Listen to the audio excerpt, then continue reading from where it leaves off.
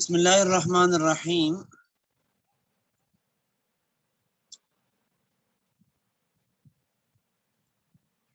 گزشتہ سبق میں بات پہنچی تھی نظریاتی جنگ کے ذرائع اور وسائل میں سے آزادی نسواں پر، اور میں نے عرض کیا تھا کہ یہ آج کا بہت بڑا ہتھیار ہے اسلام کے خلاف جسے استعمال کیا جاتا ہے، اور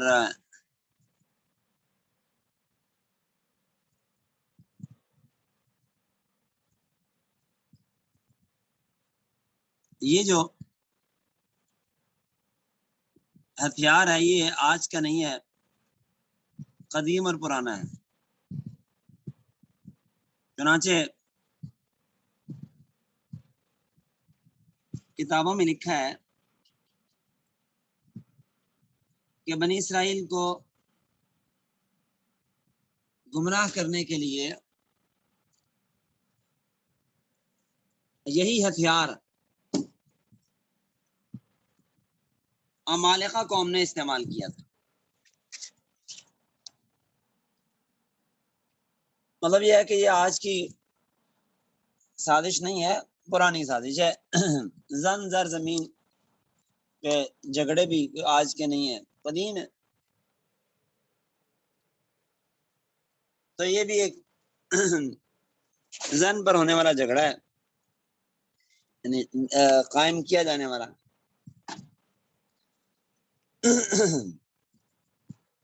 بہرحال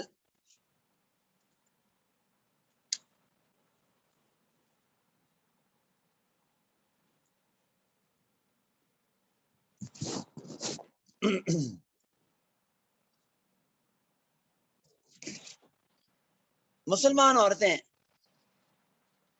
تو گزشتہ 13 صدیوں سے مستور تھیں، اور غیر مسلموں کو کبھی ہمت نہیں ہوئی تھی کہ وہ مسلمان عورت پر ہاتھ اٹھائیں، بری نظر سے دیکھ نہیں سکتے تھے، اور اگر کوئی ایسا کرتا تو عبرتناک انجام کا شکار ہوتا۔ آپ نے وہ حدیث میں واقعہ بھی سنا ہوگا، ایک یہودی نے ایک مسلمان عورت کے ساتھ شرارت کی تھی، جس کی وجہ سے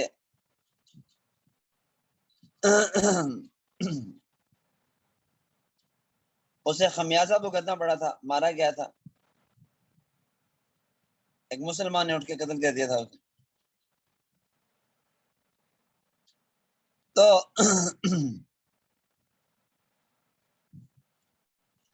ان لوگوں کا ایک دیرینہ خواب تھا کہ وہ اپنی عورتوں کی طرح مسلمان عورتوں کو بھی چند ٹکے دے کے استعمال کریں۔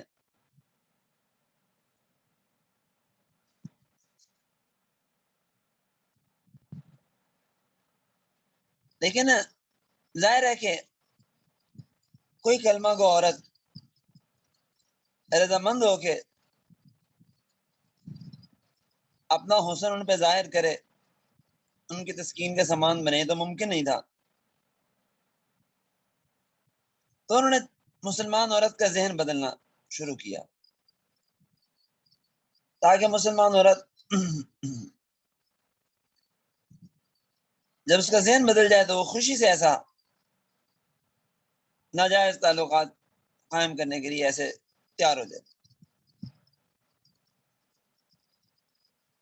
چنانچہ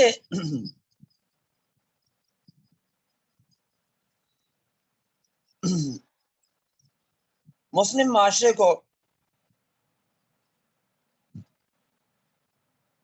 بگاڑنے کے بعد آج حالت اس مقام پہ پہنچ چکی، اور پاکستان کی بچیاں، مسلم ممالک کی بچیاں مقابلہ ہائے حسن میں شرکت کرتی ہیں۔ تیراکی کے مقابلے ہو رہے ہیں، ان میں شرکت ہو رہی ہے، اور دیگر ان کے پروگراموں میں شرکت ہو رہی ہے۔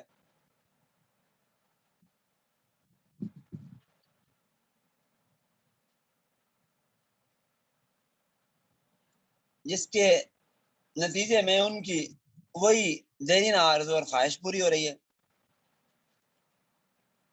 دیگر ممالک میں چلے جائیں آپ، مصر ہے، بیروت ہے، لبنان ہے، شام ہے، تو ان علاقوں میں تو بہت سی خواتین ایسی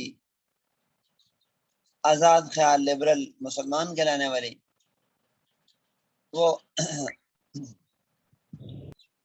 اپنا آپ ان پر نشاور کرنے کو تیار ہیں، اور ہو رہا دنیا میں سب کچھ۔ آپ اندازہ لگائیں کہ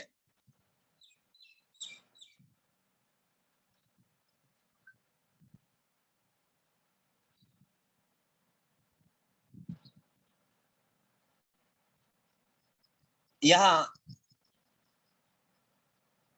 ہندوستان میں ہمارے ہندو لوگ مسلمان لڑکیوں کو چکما دے کے پھنسا رہے ہیں اور ان سے شادیاں رچا رہے ہیں، حالانکہ اسلام میں مشرک سے نکاح کی کوئی صورت ہی نہیں ہے، اس کے جواز کی کوئی صورت ہی نہیں ہے کہ مسلم اور کافر کا نکاح ہو جائے۔ لیکن ہو رہا ہے سب کچھ۔ تو یہ سارا کچھ کیسے ہوا؟ یہ انہوں نے مسلمان عورت کو رفتہ رفتہ رفتہ رفتہ لبرل آزاد خیال بنایا، اور پھر انہیں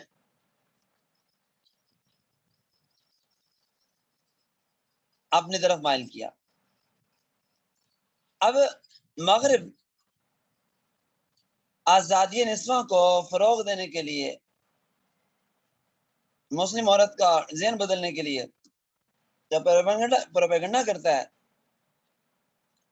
اس کا حاصل اور خلاصہ یہ ہے کہ اسلام میں عورت مظلوم ہے، مسلم معاشرے میں عورت کی کوئی حیثیت نہیں ہے، ان کے ساتھ برابری کا سلوک نہیں کیا جاتا، مردوں کے رحم و کرم پہ ہوتی ہیں، معاشرے کا سارا بوجھ انہیں پر ہوتا ہے، ان سے گھر کے کام کروائے جاتے ہیں، گھٹیا کام کروائے جاتے ہیں۔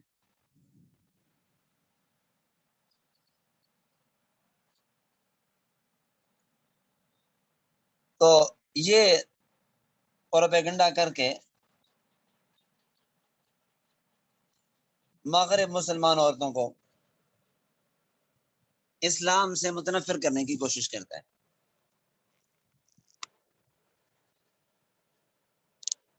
چنانچہ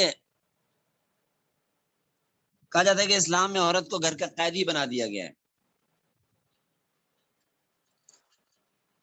پردے پر مجبور کر کے اس کی خودآداز صلاحیتوں اور عمدہ صفات سے کے اظہار سے اسے محروم کر دیا گیا۔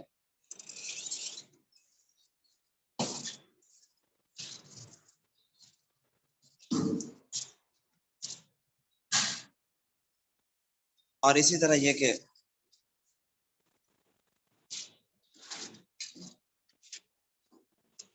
اسلام نے عورت کو خود کفیل ہونے سے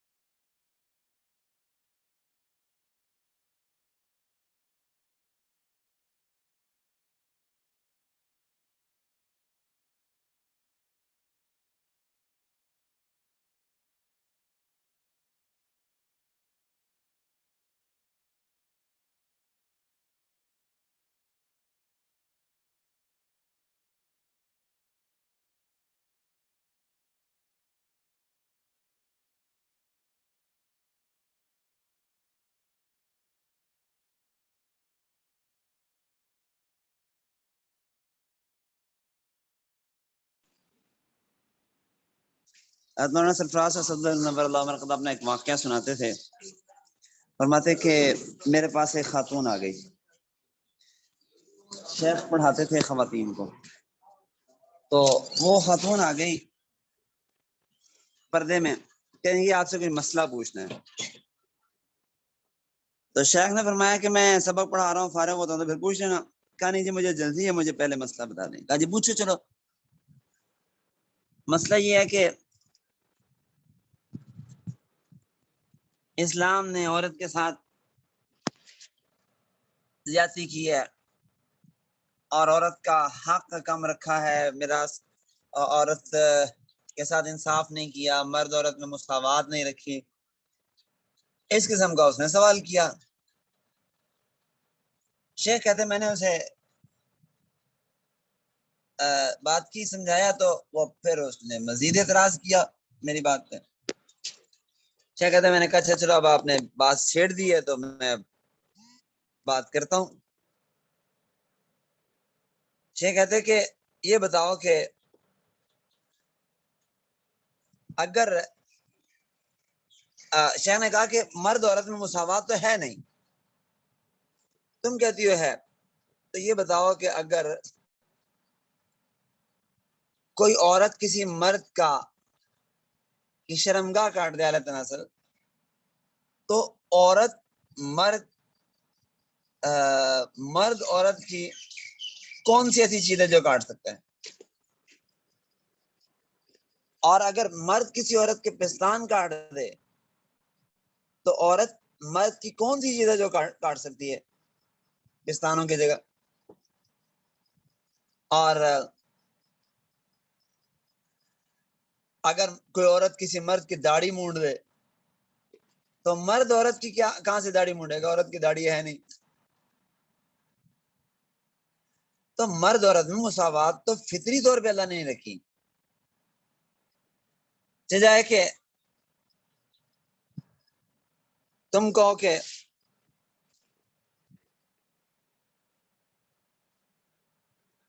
مرد عورت میں شرعی طور پہ مساوات ہونی چاہیے، تو تکوینی مساوات یہ اللہ رب ذوالجلال نے نہیں رکھی. یہ اعتراضات ہماری عورتوں کو سبق کے طور پر پڑھائے جاتے ہیں، اور ہماری خواتین پھر یہ باتیں اعتراض کے طور پہ کرتی ہیں. یہ بحث ضمناً یہاں پہ آ گئی ہے کتاب میں، اور یہاں کچھ ان کے اجمالی جوابات بھی دیے گئے ان سوالات کے، لیکن میں اس تفصیل میں نہیں جانا چاہتا، اور اختصار کے ساتھ میں صرف اشارہ کرتا ہوں اور آگے چلتے ہیں. بات یہ ہے کہ عورت گھر کی قیدی ہے تو قیدی نہیں ہے. عورت کو اسلام نے جتنے حقوق دیے ہیں وہ قیدی کو کسی صورت میں حاصل نہیں ہوتے، اور قیدی کو گھر سے نکلنے کی اجازت نہیں ہوتی، جبکہ عورت گھر سے نکل سکتی ہے ضرورت سے، عبادات کے لیے بھی، حج ہے، جہاد ہے، صحابیات جاتی تھیں وغیرہ ذالک، اور اسی طرح وہ ضرورت کے لیے گھر سے باہر بھی جا سکتی ہے. باقی عورت گھر کی قیدی نہیں ہے، ملکہ ہے، اور عورت ایک خزانہ ہے جسے محفوظ رکھا جاتا ہے، نہ کہ ضائع کیا جاتا ہے. عورت خود کفیل کیوں نہیں ہے؟ تو عورت اسلام میں خود کفیل ہو سکتی ہے، لیکن باقی یہ ہے کہ اس پہ اسلام نے کوئی ذمہ داری نہیں ڈالی.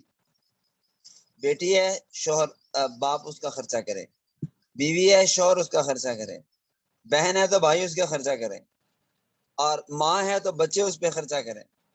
اسلام نے تو عورت پہ کوئی خرچہ رکھا نہیں، لیکن اس کے باوجود اسلام نے عورتوں کو وراثت سے حصہ عطا فرمایا، حالانکہ ان پہ کوئی بھی ذمہ داری نہیں ہے. عورت کے بارے میں قرآن کہتا ہے وَلَهُنَّ مِثْلُ الَّذِي عَلَيْهِنَّ بِالْمَعْرُوفِ، کہ عورتوں کے بھی ایسے حقوق ہیں مردوں کے ذمہ جیسے مردوں کے حقوق عورتوں کے ذمہ. اور پھر اسی طرح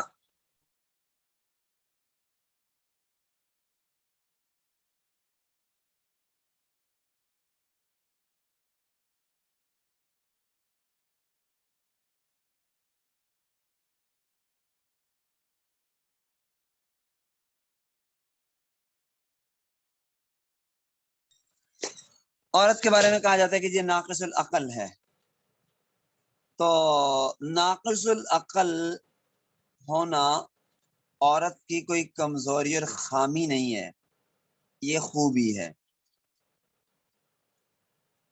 اور وہ اس طرح کہ اگر عورت کامل العقل ہوتی تو اس سے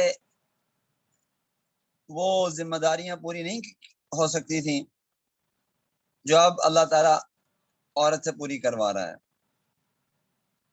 مثال کے طور پہ آج عورت ہے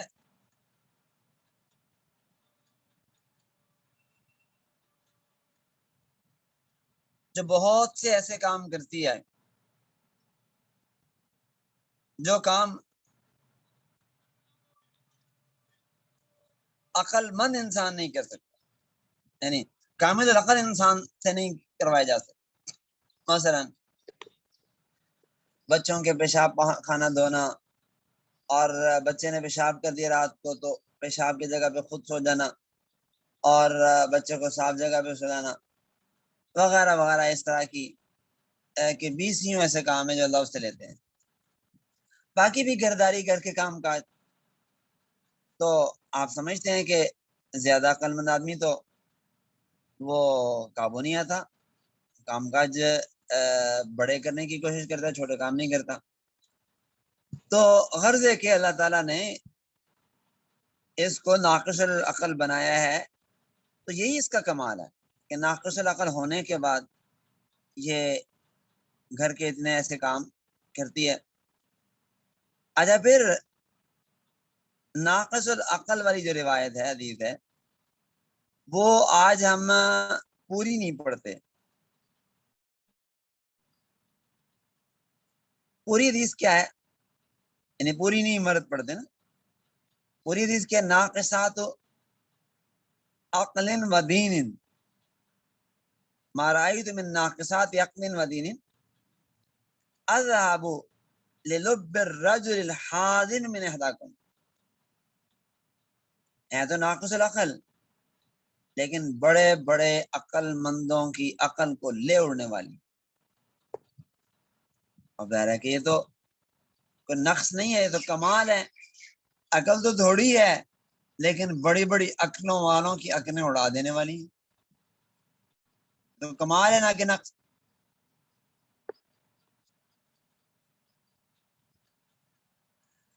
باقی میراث کی بات میں نے عرض کر دیا ہے کہ عورت پہ کوئی ذمہ داری ہی نہیں ہے، سب ذمہ داری مرد پہ ہے. عورت کو پھر بھی مفت میں پیسہ مل رہا ہے.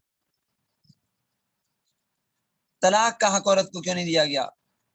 تو جناب عورت کمزور ہے، اور طلاق کا فیصلہ یہ بڑے فیصلوں میں سے ہے، اور ایسے فیصلے اللہ نے عورت پہ نہیں رکھے ہیں، مرد پہ رکھے ہیں.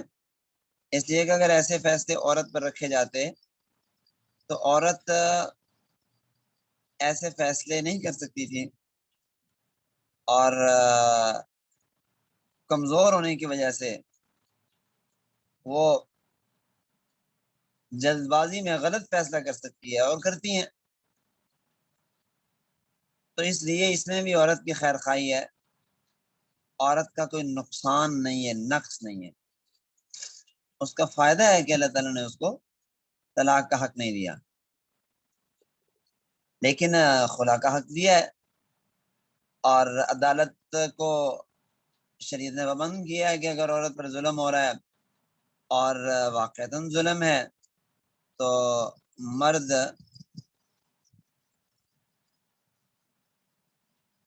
اس ظلم اور زیادتی کی، مرد کی طرف سے اس پر ہونے والی ظلم و زیادتی کا وہ ازالہ کروا سکتی ہے عدالت کے ذریعے.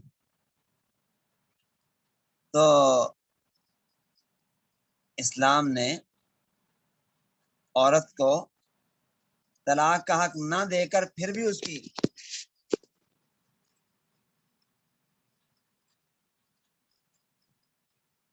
یہ ضرورت پوری کروائی ہے.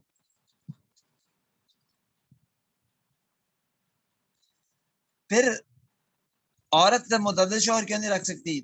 تو نسب کو اللہ تعالیٰ نے محفوظ کرنا تھا، ورنہ عمر بھر کی لعنت اور شرمندگی اس کا مقدر بن جاتی، اولاد کا بھی مقدر بن جاتی۔ گواہی آدھی کیوں ہے؟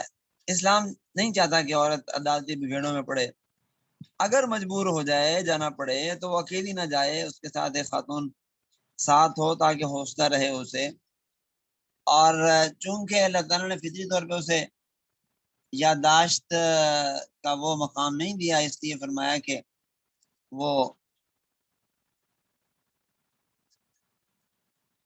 اگر جائے بھی مجبوری سے، ضرورت سے، ایک نہ جائے دو ہوں۔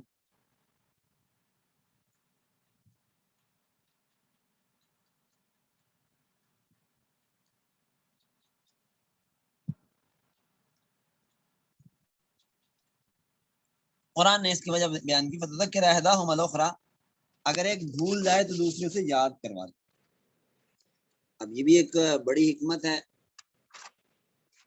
اور بات سمجھائی جا رہی ہے کہ عورت بھول بھی جاتی ہے، کمزور ہے نا، صنف نازک ہے۔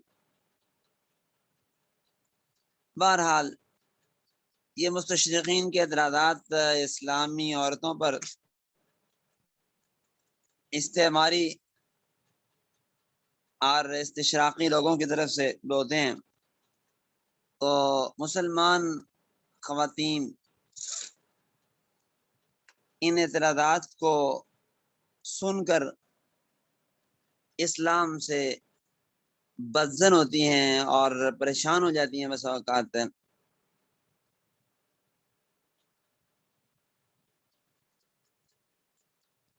تو اس حوالے سے ہمیں خواتین کی تربیت کرنا نہایت ضروری ہے، اور تربیت ظاہر ہے کہ یہ اس انداز سے خواتین ہی خواتین کی کر سکتی ہیں۔ تو اپنی خواتین کو ان اعتراضات کے جوابات اور یہ بحثیں اچھی طرح سمجھانی چاہیے۔ آزادی نسواں کے جو نقیب لوگ ہیں،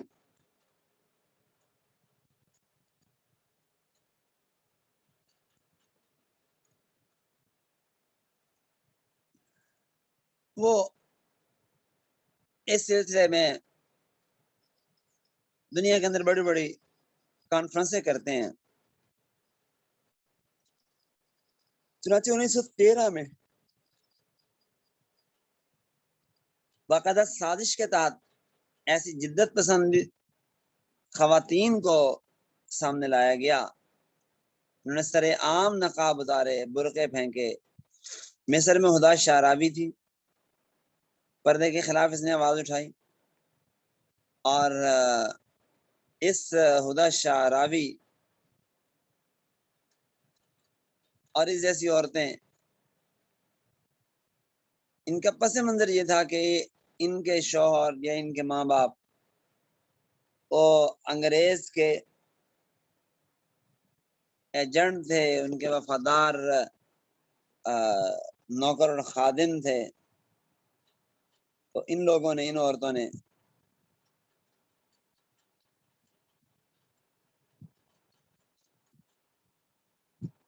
اس قسم کے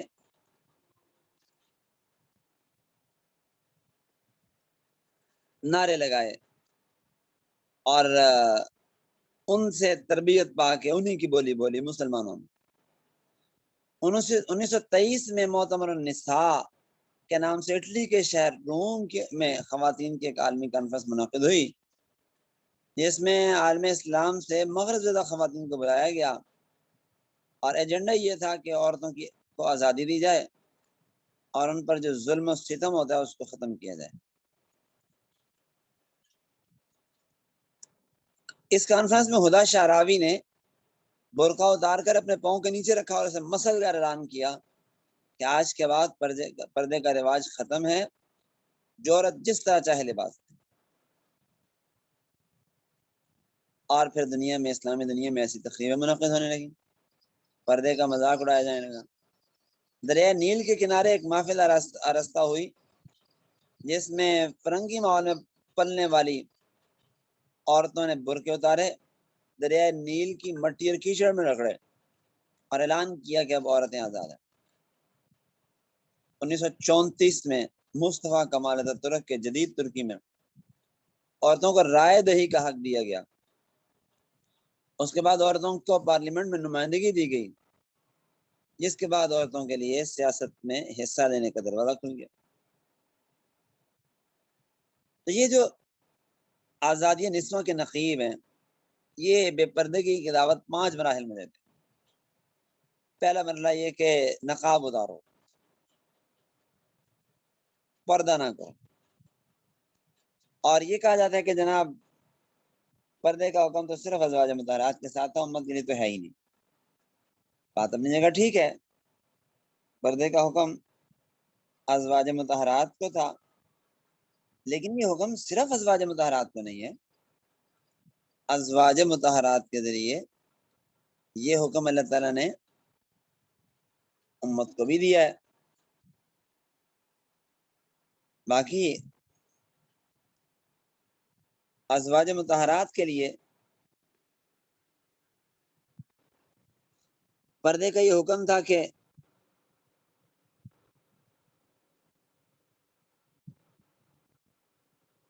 چہرہ بھی ڈھانکنا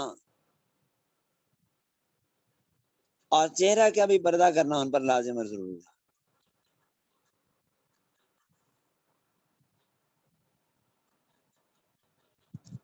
ہر حال میں. لیکن امت کی دوسری خواتین میں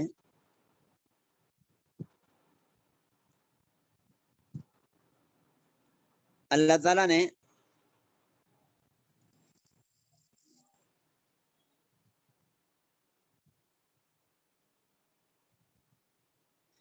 چہرے کے پردے کے بارے میں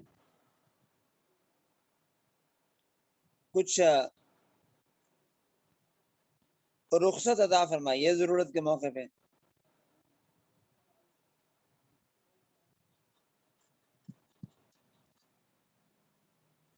بہرحال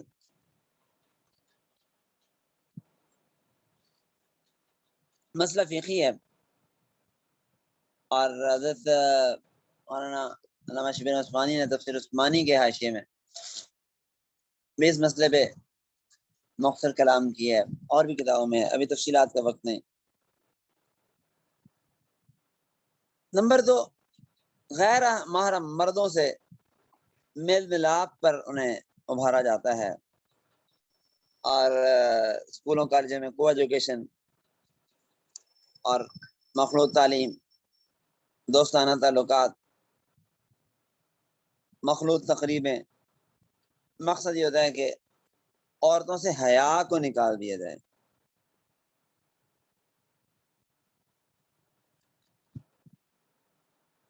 اور اذا فاتک الحیا ففعل ما شئت فاصنع ما شئت، اصول تو آپ سمجھتے ہیں.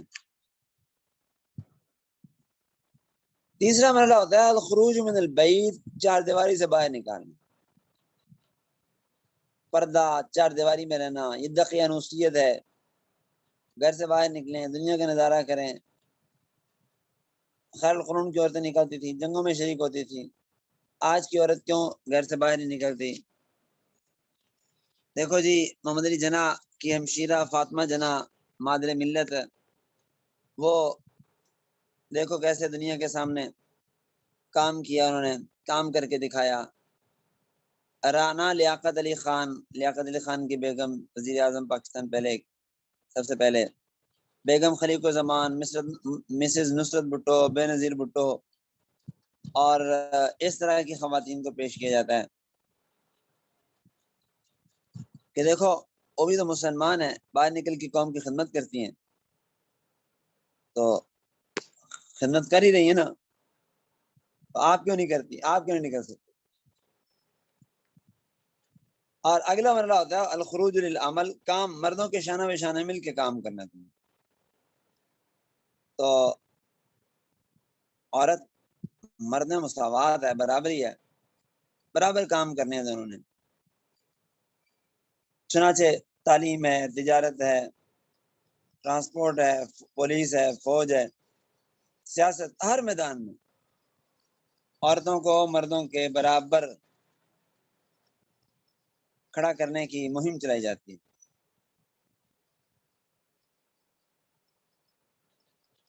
اسلامی ملکوں میں اسمبلیوں کے اندر عورتوں کی باقاعدہ سیٹیں مختص ہیں، اور ہر بڑے ادارے میں صاحب کی سیکرٹری کوئی لڑکی ہوتی ہے،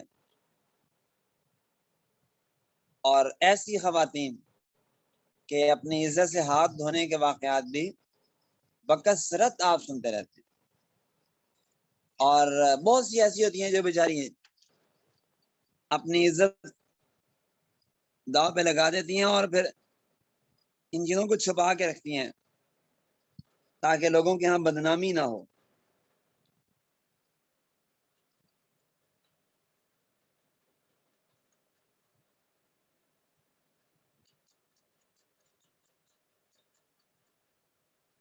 تو سب کچھ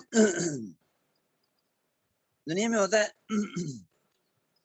اس کے بعد پھر تو اگلا مرحلہ ہے فن ثقافت میں عورتوں کی آمد، اور یہ کہا جاتا ہے کہ عورت سیلز گرل بنے اور وہ ایئر ہوسٹس بنے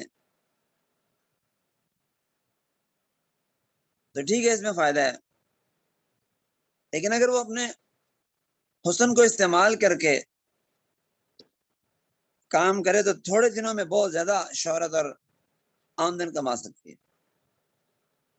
شاپس کے دروازے کھولے جاتے ہیں عورتوں پہ، اور ماڈل اور اداکارہ اور رقاصائیں اور کارگرز وغیرہ انہیں بنایا جاتا ہے، اور اس حوالے سے پھر ان کو گمراہ کرنے کی پوری کوشش کی جاتی ہے، اور پھر اس کے ساتھ ساتھ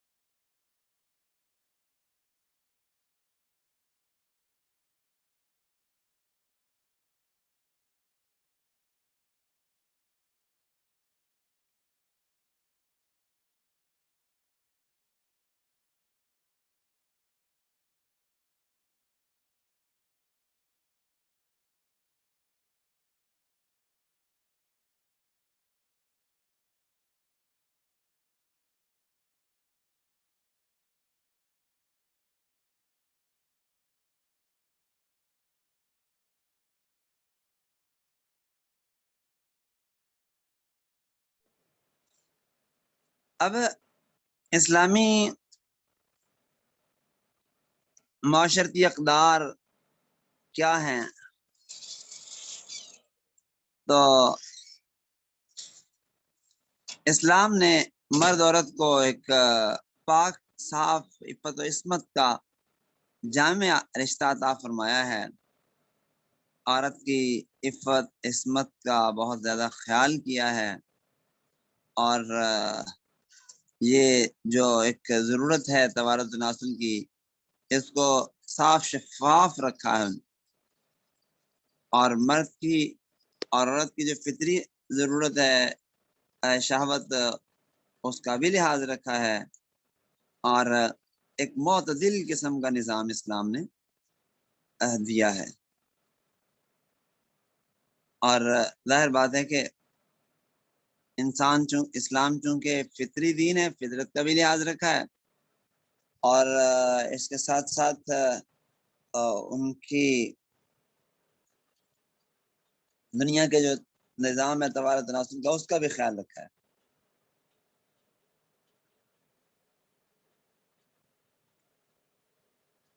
تو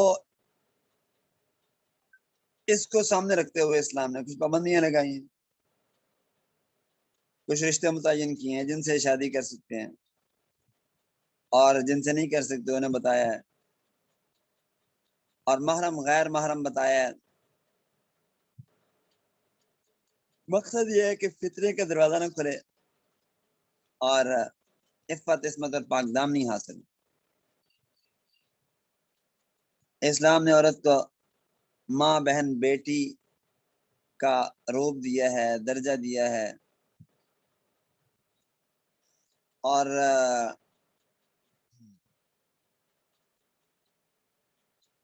عزت اور احترام عطا فرمایا ہے۔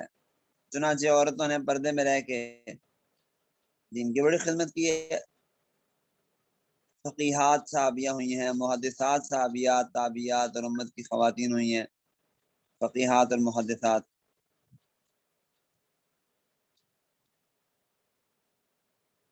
اور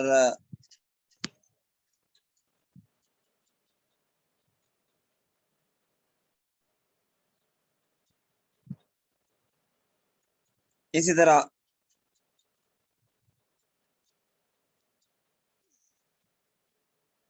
جہاں خرابی آ سکتی تھی اس پہ اسلام نے پہرے بٹھائے ہیں۔ یہ نہیں کہا کہ زنا نہیں کرنا، کہا زنا کے قریب بھی نہیں جانا۔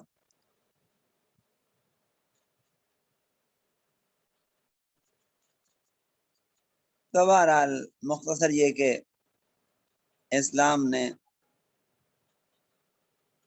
ایک بہترین نظام امت کو دیا ہے،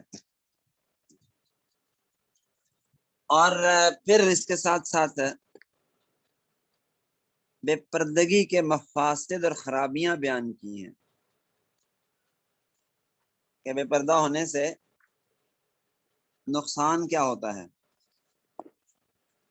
تو بتایا ہے کہ عفت عصمت انسان کا قیمتی اثاثہ ہیں،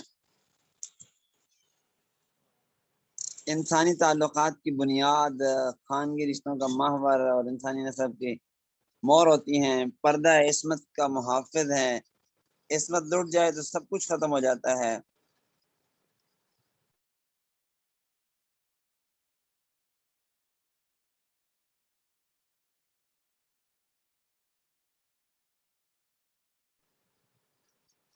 اور انسان کی تربیت میں محبت کا جذبہ سب سے بڑا کردار ادا کرتا ہے، لیکن جس گھر میں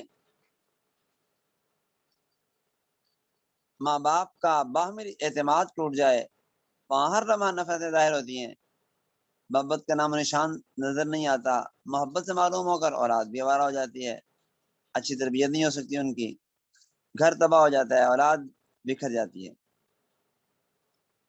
اور یہ سب بے پردگی کی وجہ سے ہوتا ہے۔ جب عورت باہر نکلتی ہے اور وہ مردوں سے ملتی جلتی بات چیت کرتی تو شوہر کو اعتماد نہیں رہتا۔ جب بد اعتمادی پیدا ہو جاتی ہے تو گھر کے اندر سکون ختم ہو جاتا ہے، اور جب خاندان بگڑتا ہے تو پورا معاشرہ برباد ہو جاتا ہے، اور انسان سکون چاہتا ہے، لیکن جب اعتماد ہی نہ ہو تو لتسکنوا الیہا کا حصول کیسے ہوگا؟ تو نتیجہ یہ ہوتا ہے کہ خاندانی نظام تباہ ہو جاتا ہے، رشتہ داریاں مٹ جاتی ہیں، اور صرف شہوت پوری کرنا ہی ہر رشتے کی ابتدا اور ہر رشتے کی انتہا ہوتی ہے، جو تھوڑے عرصے میں پوری ہو جاتی ہے تو اس کے بعد پھر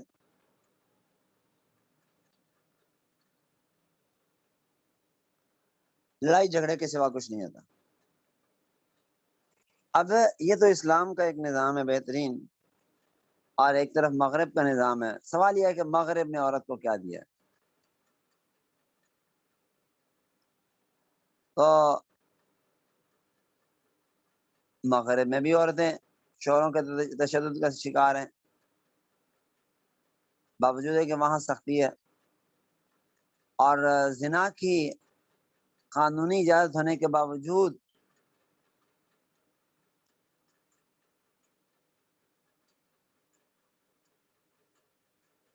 زنا بالجبر کے کیس رجسٹر ہوتے ہیں ہر سال ہزاروں کی تعداد میں۔ یعنی زنا جائز ہے، زنا بالجبر حرام ہے، لیکن پھر بھی زنا بالجبر کیوں؟ انسان کی جو خواہش ہے نا، شہوت، یہ کسی مقام پہ جا کے رکتی نہیں ہے، آگے سے آگے آگے سے آگے بڑھتی ہے۔ تو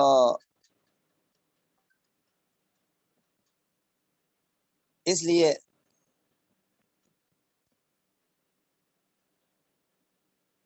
زنا بالجبر کے واقعات ہوتے ہیں۔ اب اسکولوں میں بچی جاتی ہے تو کم سن بچیاں، چھوٹی چھوٹی، مطلب 10 12 15 سال کی بچیاں وہ حاملہ ہو رہی ہیں، وہ بچے جن رہی ہیں۔ اور وہ بات میں نے بھی آپ کو چند دن پہلے سنائی تھی کہ ہیلی کلنٹن نے کہا تھا کہ ہمارے یہاں سب سے بڑا المیہ مسئلہ یہ ہے کہ تعلیم حاصل کرتے ہوئے بچی تعلیم مکمل کرنے سے پہلے کسی بچے کی ماں بن چکی ہوتی ہے، اور پھر جب جوانی ڈھل جاتی ہے تو اولڈ ہاؤس میں پھینک دیا جاتا ہے، اور خالہ، پھپھی، ماموں، چچا، دادی، دادا، نانی، نانا، رشتے سب ختم ہو جاتے ہیں۔ یورپ اور امریکہ میں 20 اور 25 سال کی عمر کے اکثر لوگ بغیر شادی کے جنسی عمل کرتے ہیں اور بس اسی کو پسند کرتے ہیں، اور وہی سوچ پھر ہمارے ہاں آتی ہے۔ اور ہمارے ایک بیوروکریٹ نے کہا تھا کہ جب دودھ بازار سے مل جائے تو گھر میں بھینس رکھنے کی کیا ضرورت، اسی قسم کے ایک سوال کے جواب میں کہا تھا۔ اور یورپ میں ایسے لوگوں کا تناسب 90% ہے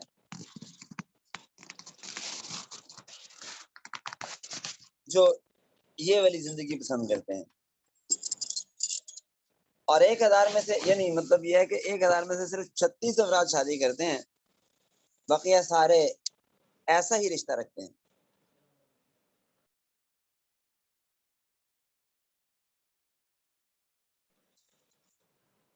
اور 75% غیر شادی شدہ لڑکیاں اسقاط حمل کرواتی ہیں، اور قانونی طور پہ $55 ملین ان پہ خرچ کیے جاتے ہیں، اور 75% شادی شدہ عورتیں اسقاط کرواتی ہیں، اور 2/3 سفید فام عورتیں اسقاط کرواتی ہیں، اور 2/3 کی عمر 15 سے 25 سال کے درمیان میں ہوتی ہے۔ یہ اعداد و شمار ہیں جو آج کے نہیں ہیں، 1996 کے اعداد و شمار۔ اب آپ دیکھیں کہ جو خاندانی نظام تھا تباہ ہو چکا ہے، درم برم ہو چکا ہے، اور کوئی ٹھکانہ نہیں ہے اس کا۔ اب اس کا کیا حل ہو سکتا ہے؟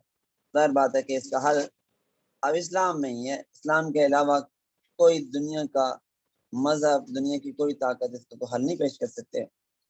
جیسا کہ گورباچوف نے کہا تھا کہ عورتوں کو کیسے اندر لے جایا جائے، تو اس موقع پہ ہمارے علماء نے فرمایا کہ اب واپس لے جانے کے لیے اسلام ہی کا راستہ اختیار کرنا پڑے گا، انہیں کلمہ پڑھاؤ، مسلمان کرو، تو پھر یہ گھروں کے اندر واپس لے جائیں گی۔ اس کے سوا اور کوئی حل نہیں ہے۔ تو یہ ہمارا مضمون مکمل ہوا بحمد اللہ تعالیٰ۔ بس آخری مضمون اس کتاب کا باقی رہ گیا ہے، وہ یہ ہے کہ ہم الغزو الفکری کا مقابلہ کیسے کریں، اور یہ مقابلہ ظاہر بات ہے کہ اب بڑا ضروری ہے ہمارے لیے۔ تو اس مقابلے کے لیے کیا صفات ہمارے اندر ہونی چاہیے، انشاءاللہ العزیز اگلے 2 4 دنوں کے اندر یہ مضمون بھی مکمل کر لیا جائے گا۔ اللہ نے چاہا تو یہ کتاب اسی ہفتے کے اندر انشاءاللہ مکمل ہو جائے گی۔